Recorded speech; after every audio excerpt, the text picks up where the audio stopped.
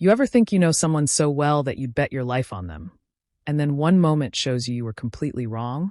That's what happened to me. My husband and my best friend, the two people I trusted more than anyone, broke me in a single afternoon. Stay with me for a few minutes as I tell you what really happened, because this story changed me in ways I never expected.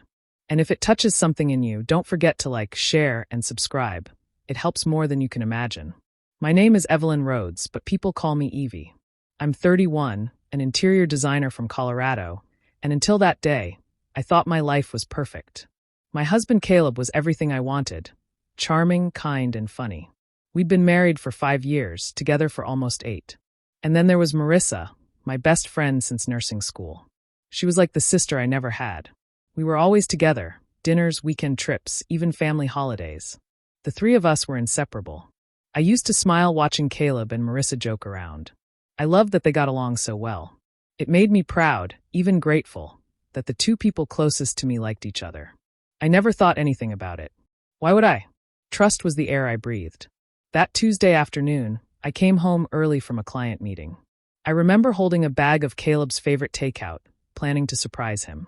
The house was quiet when I walked in, just sunlight streaming through the curtains.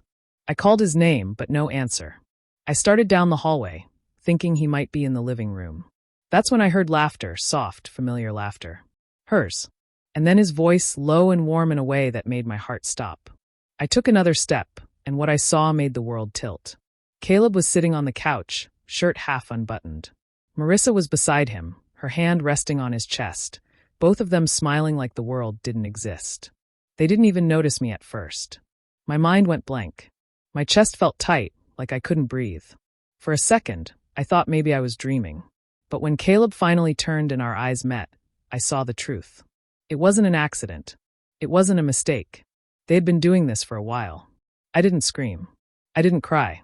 I just stood there, the takeout bag falling from my hand. Marissa's smile faded, and Caleb stumbled over his words, trying to explain something that had no excuse. I didn't stay to listen. I turned around and walked out.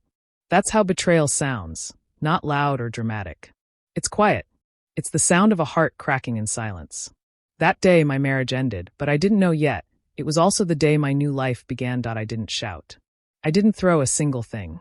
I just walked out of that house and kept walking until I couldn't feel my legs anymore.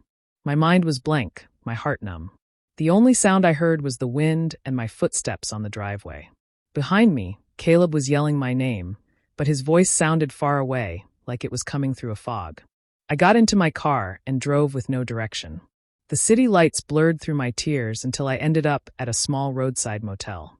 I paid for a week in cash and locked myself inside. That room became my world: 4 faded walls, a creaky bed, and a silence that screamed louder than any fight could. I didn't eat much. I didn't sleep either. I just lay there, staring at the ceiling, wondering how my life could change so completely in one afternoon. Every few hours, my phone would light up. Caleb called again and again. Then Marissa, the same woman who used to call me sister. I didn't answer either of them. Caleb texted that it was a mistake, that he still loved me. Marissa wrote that she was so sorry. I deleted everything. I didn't need their apologies. I needed distance. Sometimes I caught myself remembering the good moments. Caleb laughing while painting our kitchen, holding me when I was sick, whispering, forever in the dark. But now every memory felt fake. It was like realizing your favorite movie was just bad acting all along. I started questioning everything. Every hug, every compliment, every time he said, "I love you." It all felt rehearsed, practiced. On the 5th day, my sister Lydia found me. She didn't waste time asking questions. She took one look at me and said, "You need to protect yourself, Evie. Don't let them make you the victim." She drove me to her apartment, made me shower, eat something, and sleep for a full night. The next morning, she helped me call a divorce lawyer. I remember my hands shaking as I gave my name and explained what happened. The words sounded foreign coming out of my mouth. My husband cheated on me with my best friend. When Caleb realized I was serious, he came to see me. He stood outside Lydia's apartment, begging for 5 minutes. I stepped outside, mostly to end it. He looked tired, eyes red like he hadn't slept either. "Evie, it happened once," he said quietly. It didn't mean anything. I stared at him, searching for the man I used to know. But all I saw was a stranger who broke something he could never fix. Once, I repeated, "You expect me to believe that?" He opened his mouth to speak, but I turned away before he could. I didn't cry until I closed the door behind me. Not for him, but for the version of me that believed in him. That night, I finally realized silence was my revenge. The house felt colder than ever when I stepped inside again. It was part of the divorce process, sorting what was mine, what was his, what was left of us. Every corner of that home held a memory I didn't want anymore. The scent of Caleb's cologne still lingered in the hallway, mixed with the faint smell of paint from the walls we once painted together. I moved quietly, careful not to touch too much, afraid that even the furniture might remember him. The hardest part wasn't the house itself. It was knowing my father had helped us buy it. 2 years ago, when Dad passed away, he'd told me he wanted me to have something that lasted, something that felt like security. I remember Caleb holding my hand at the funeral, promising he'd always take care of me. Those words meant nothing now. I went up to the attic to pack the last few boxes Dad had left me. It was dusty and silent up there, sunlight spilling through the small window. I found the old chest he used to keep his things in, his watch, a few books, some photos from when I was a kid. I sat on the floor and started sorting through them, feeling that ache of missing him all over again. As I reached behind one of the wooden beams to pull down a box, my hand brushed against something unusual, a corner of an envelope taped to the wood. I frowned, peeled it off carefully, and felt my heart race when I saw my father's handwriting. To my Evelyn. For a moment, I just stared at it. My fingers trembled as I tore it open. Inside was a folded piece of paper and an old check, dated almost 2 years ago. The letter was short, written in his steady hand. It said, "My Evie, if you are reading this, it means life showed you truths I wish I could have protected you from. I know your heart, and I know how deeply you love. When the day comes that you see people for who they truly are, use this to begin again. Love, Dad." Attached to it was a check for $70,000. I sat there frozen, the air thick around me. My father, even after death, had seen something I hadn't. He must have known Caleb wasn't the man he pretended to be. Tears blurred my vision as I pressed the letter to my chest. It felt like Dad was still looking out for me, guiding me even when he wasn't here. That money wasn't just a gift, it was a message. A reminder that I didn't have to stay broken. I folded the letter back carefully and whispered, "Thank you, Dad." For the first time in months, I felt something shift inside me, a spark of hope. Maybe this wasn't just an ending. Maybe it was the start of something new. The day after I found my father's letter, something in me changed. The sadness that had been weighing me down for weeks began to fade, replaced by something new, clarity. I looked around that empty house and realized I didn't owe anyone my pain anymore. Not Caleb. Not Marissa. No one. My father's gift wasn't just money. It was freedom, and I was finally ready to use it. I went to the bank early that morning, holding the check like it was something sacred. The teller smiled at me as she deposited it into my new account, one that Caleb knew nothing about. I didn't tell Lydia either. Not because I didn't trust her, but because I wanted this to be mine alone. For the first time in months, I felt in control. A few days later, Caleb called again. He wanted to talk things through, his voice soft and convincing, the same tone he used to get his way. He said maybe we didn't have to end everything, that we could work on us. When I didn't respond, he switched tactics, pretending to be practical. "We still have joint accounts, Evie," he reminded me. "It would be stupid to separate finances before we're sure about the divorce." I knew what he was doing, trying to keep a piece of me under his thumb. I let him talk, pretending to agree. I said things like, "Maybe you're right," just to buy time. Inside, I was already planning my way out completely. That night, I sat at my kitchen table with my laptop open and a notebook beside me. I sketched ideas for a business, something I had dreamed about for years but never had the courage or money to start. Caleb used to laugh when I talked about opening my own design studio. "It's too risky," he'd say. "You're better off working for someone else." I used to believe him. Now I knew he was wrong. I called it Rhodes Revival, a name that felt like both a promise and a rebirth.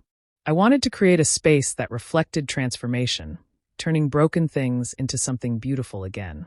Maybe that's what I was doing with myself too. Within a week, I found a small space for rent downtown. It wasn't much, just a dusty storefront with cracked tiles and peeling paint. But when I walked inside, I saw potential everywhere. I saw my future. Every night after work, I cleaned, painted, and planned. Each brushstroke felt like healing.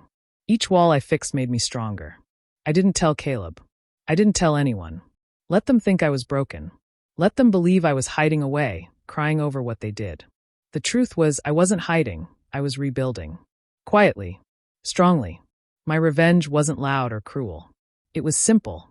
I was going to rise so high that they'd have to look up just to remember the woman they once destroyed. Evie stood in front of the small, dusty retail space on Maple Avenue, the key trembling in her hand. The windows were cracked, the floor uneven, and the walls carried the smell of old wood and forgotten dreams. But to her, it was perfect. For the first time in months, she felt something other than pain. She felt purpose. She spent the first week cleaning it alone, blasting old jazz on a portable speaker her sister Lydia had lent her. The space echoed with each sweep of her broom, every stroke of her paint roller a reminder that she was reclaiming herself. It wasn't easy, her hands blistered, her back ached, but there was a strange peace in the exhaustion. One evening, as she struggled to fix a broken counter, a soft voice startled her. "You might want to use a clamp instead of holding it like that," said a man leaning against the doorway. His name was Miles Porter, a local carpenter with warm brown eyes and a quiet, kind presence. She almost told him to leave, still cautious of new faces, but there was something unthreatening about him, something steady. Miles offered to help, and though her pride resisted, she eventually nodded. They spent the night repairing the counter together. He didn't ask about her past. He didn't pry. He just worked beside her, humming occasionally, handing her tools with silent understanding. It was the kind of companionship that didn't need words. Days turned into weeks. Miles returned often, claiming he had extra paint, or just happened to be in the neighborhood. Together, they sanded the floors, fixed shelves, and transformed the lifeless shop into a warm, inviting space. He listened quietly when Evie talked about her father, Thomas Rhodes Sr., about his belief that beauty could rise from brokenness.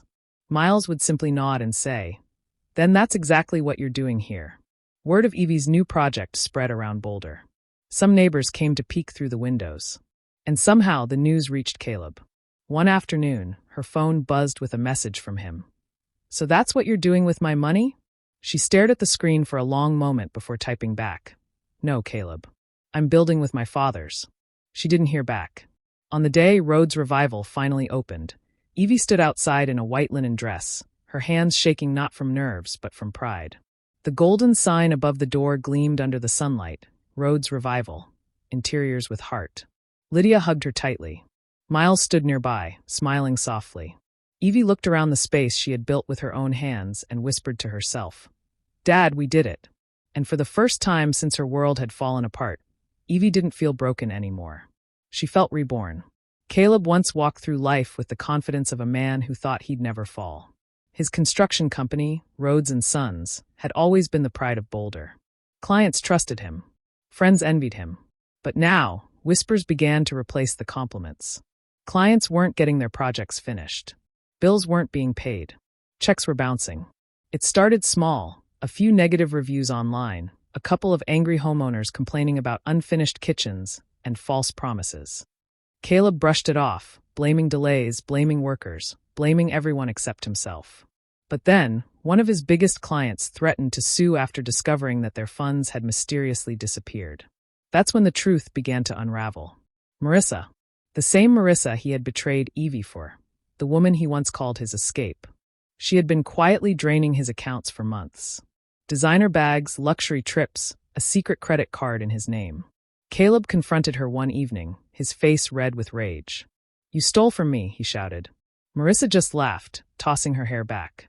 "You said everything we have is ours, didn't you?" Their argument became a spectacle. The kind of loud, ugly fight neighbors pretended not to watch but secretly did. Someone recorded it. By morning, a clip of Caleb yelling at Marissa in their driveway made its way around local social media. His reputation, the polished, perfect image of the charming builder, cracked wide open. Meanwhile, Evie was at her studio, surrounded by fabric samples and soft light. Lydia entered with her phone in hand, eyes wide. "You're not going to believe this," she said, scrolling through the video. Evie didn't even look up. "If it's about Caleb, I don't need to see it." Lydia smirked. "You sure? Karma's putting on a show." Evie smiled faintly, continuing to sketch out a new design for a client. "Let it. I've got better things to build."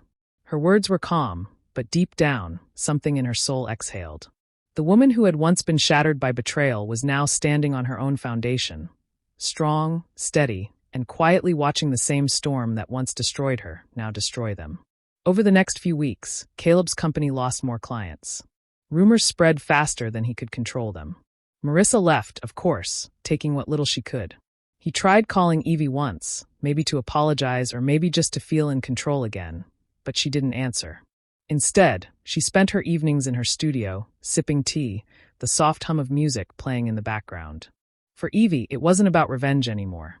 It was about peace. But still, when she heard that Caleb had been served with multiple lawsuits, she closed her eyes and whispered, "Guess Dad was right. People show you who they are. You just have to be brave enough to see it." And then she smiled, not with bitterness, but with quiet, satisfied grace. It had been almost 8 months since Evie last heard Marissa's name. Life had found a new rhythm, slow mornings, steady work, quiet laughter with Miles in the evenings. The wounds had turned into soft scars, ones she no longer flinched to touch. But fate, as always, had its own way of testing how healed a heart truly was. One chilly afternoon, Evie stopped by her favorite cafe on Pearl Street, the same one she used to visit with Marissa years ago, back when laughter between them came easily. She ordered her usual caramel latte, oat milk, and found a seat by the window. The door chimed behind her, and when she turned, her heart stilled. Marissa. She looked nothing like the woman Evie remembered. Her once glossy hair was dull, her eyes hollowed by sleepless nights. Her clothes were wrinkled, and her hands trembled as she clutched a cheap purse. For a brief second, their eyes met, and in that instant, time folded in on itself. Marissa hesitated before walking over. "Evie," she whispered, voice breaking. "I didn't think I'd ever see you again." Evie nodded slowly, her face calm. "Neither did I." Marissa sat down without asking, tears already welling up. "I messed up. I really messed up," she said. "Caleb's gone. He drained what was left in our joint account and vanished. My job's on the line." Her voice cracked. "I never meant to hurt you, Evie. I thought I was in love. But he ruined me too." Evie stirred her coffee, the spoon clinking softly against the cup. The sound filled the silence between them, more honest than any apology could ever be. She looked up at Marissa, not with anger, not with pity, but with a quiet strength born from survival. "You did hurt me," Evie said simply. "More than you'll ever know." Marissa's lips trembled as she nodded, tears spilling down her cheeks. "I don't expect forgiveness. I just needed to say it out loud." Evie leaned back, exhaling slowly. "I healed," she said. "That's enough for both of us." Then she stood, left a few bills on the table, and walked out, her heels clicking softly on the tiled floor, each step closing a chapter that had once defined her pain. Outside, the air was crisp. The sun had begun to dip behind the mountains, painting the sky gold and lavender. Evie wrapped her coat around herself and felt lighter, as if a decade's worth of weight had finally lifted off her chest. That night, her phone buzzed. A message from Miles. "Dinner tonight? I made something special." She smiled, typing back a simple, "I'd love to." When she arrived at his small home, candles flickered on the table, and music played softly in the background. For the first time in a long time, Evie felt warmth not from the past, but from the possibility of everything beautiful that still lay ahead. Evie stood in the middle of her small studio one morning, the sunlight spilling across the polished wooden floors. The walls were painted in soft earth tones, her favorite shades of calm. Her business, once just a dream scribbled in a notebook, had turned into something alive, something that carried her name, her story, and her strength. Rhodes Revival had become more than an interior design studio. It had become a place of healing. Women came in not just for decor advice, but to start over. Single mothers, divorcees, widows, all seeking a new beginning, a new space that didn't remind them of the hurt they'd left behind. Evie listened to their stories as she worked, understanding every quiet pause, every fragile smile. One client, a woman named Tessa, had been left by her husband with nothing but an empty house. Evie spent weeks redesigning it with soft hues and open spaces, creating light where darkness used to live. When Tessa saw the finished room, she broke down crying, whispering, "It finally feels like home again." Evie hugged her gently, knowing exactly what that meant. Her pain had found a purpose. What once broke her now built others. And word spread quickly, not because of fancy advertising, but but because her work carried something money couldn't buy: authenticity. People could feel her story in the textures, the colors, the way she arranged life back into every corner of a broken home. Miles had become her quiet companion through it all. He never rushed her, never pushed. Sometimes they'd work side by side in silence, sanding a shelf, painting a wall, sharing coffee late into the night. Their bond wasn't dramatic. It was real, rooted in shared scars and mutual respect. One evening, as they finished setting up a client's living room, Miles looked at her and said, "You've turned pain into art, Evie. Not many people can do that." She smiled, brushing paint from her cheek. "Maybe it's the only thing I was ever meant to do." As weeks turned into months, Evie finally felt what she hadn't in years: peace. Not the kind that comes from forgetting, but the kind that comes from understanding. Her father's letter, the one she found in the attic, stayed framed on her desk.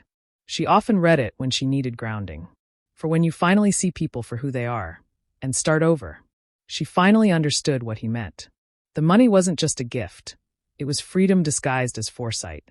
Her father had seen her heart too clearly, had known she would one day need the courage to rebuild. That night, as she locked up her studio and looked through the glass at the glowing Rhodes Revival sign, Evie smiled softly to herself. The girl who once walked out of her home shattered had built something unbreakable. Not just a business, but a life filled with grace, growth, and quiet joy. It was a quiet Sunday morning when Evie found herself standing in her studio, holding the same yellowed envelope that had once changed everything. The date circled on her calendar made her heart tighten: her father's death anniversary. 2 years since he'd gone, yet his words still guided every step she took. She ran her fingers over the faded handwriting. For when you finally see people for who they are, and start over. She sat by the window, sunlight pouring over her desk, and carefully unfolded the letter. Her father's words had been short, almost too simple back then. But now they carried a weight she fully understood. He hadn't written it as a goodbye. It had been a map, a small light for a dark path he somehow knew she'd one day have to walk. Evie closed her eyes, remembering the way he used to look at Caleb. He was always polite but reserved, his smile not quite reaching his eyes when Caleb talked about business or money. She used to think it was just protective father instinct. Now she realized it had been quiet knowing. He'd seen through the charm, the performance, the manipulation, things love had blinded her from seeing.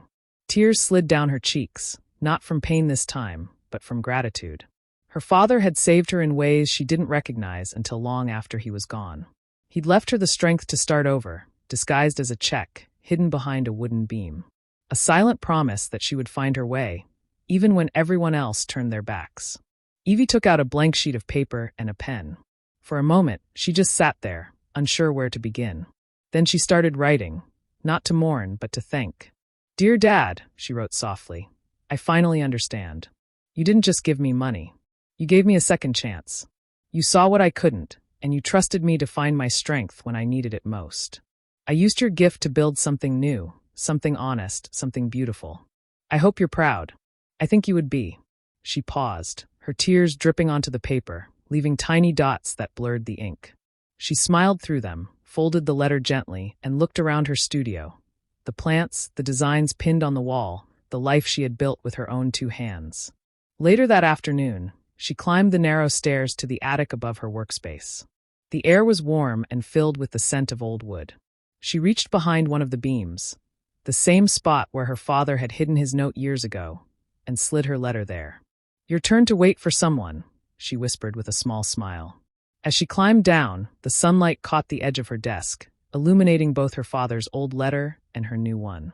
The circle was complete, one message of love meeting another across time, both born from faith in starting over. When the article came out, Evie almost didn't recognize her own story. "Rhodes Revival, from heartbreak to home design," the headline read. There was her photo, standing in her bright studio, paint on her jeans, sunlight spilling through the big windows she'd restored herself. The piece described her journey, not as a sob story, but as a story of rebirth. It talked about her passion for rebuilding spaces with meaning, and how every wall she painted seemed to heal a piece of her own past. Within a week, her phone wouldn't stop ringing. New clients, investors, even women who had gone through their own betrayals wrote to her saying her story gave them courage. One morning, she sat at her desk with Miles by her side, scrolling through an email from a group of investors offering to take Rhodes Revival statewide. Her heart raced, her fingers trembling as she read the numbers. The $70,000 her father had left her, money she once saw as an emotional lifeline, had turned into a company worth millions in potential. She leaned back in her chair, laughing softly, the kind of laugh that comes after surviving too much. He really knew what he was doing, she whispered, thinking of her father. Miles smiled, his hand finding hers. You both did, he said. A few days later, a name flashed on her phone screen she hadn't seen in months, Caleb. For a moment, her chest tightened, not with love but with memory. She let it ring out, but the messages kept coming. Evie, I messed up. I lost everything. Can we talk? She read them once, calm and unshaken. Then she hit block. No anger, no tears, just peace. He was part of an old chapter, one she had long since closed. That weekend, she drove up to the mountains, to a quiet piece of land she'd bought just outside Boulder. There, among the pines, stood a small wooden cabin she had been building for months, her own hands, her own design. Every board, every nail told a story of starting over. The air smelled of cedar and freedom. Inside, there was no luxury, no expensive furniture. Just warmth. Bookshelves, soft blankets, a fireplace she built with Miles, and a photo of her father on the mantel. She brewed a cup of tea, stepped outside, and watched the sun set behind the peaks, turning the sky gold and pink. For the first time in her life, she felt completely safe. She thought back to that awful Tuesday when her world fell apart, to the silence of that betrayal and the woman she used to be, afraid, broken, unsure. A small smile tugged at her lips as she whispered into the wind. I thought my life ended the day I found them together. Turns out, it was the day I finally began. And as the sun dipped behind the mountains, Evie Rhodes knew that she hadn't just rebuilt her life. She had created a new one, brick by brick, heart by heart. Do you think Evie made the right choice by cutting Caleb out of her life for good? Or should she have given him another chance after everything that happened? I'd really love to hear your thoughts in the comments. And if stories like this inspire you, don't forget to hit that subscribe button and turn on the notification bell so you never miss the next one.